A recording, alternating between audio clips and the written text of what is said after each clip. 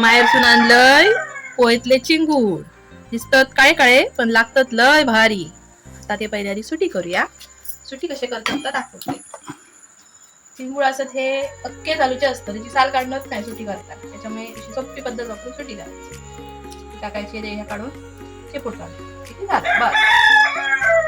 सगळे सुटी करून घेऊया.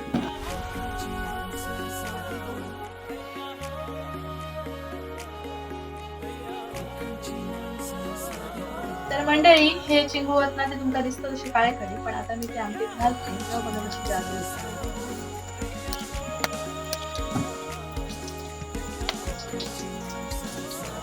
जादू मस्त झाले ना, गुलाबी गुलाबी आणि लागतात मस्त एक नंबर. तर यवा मंडळी मस्तपैकी चिंगूळ खा.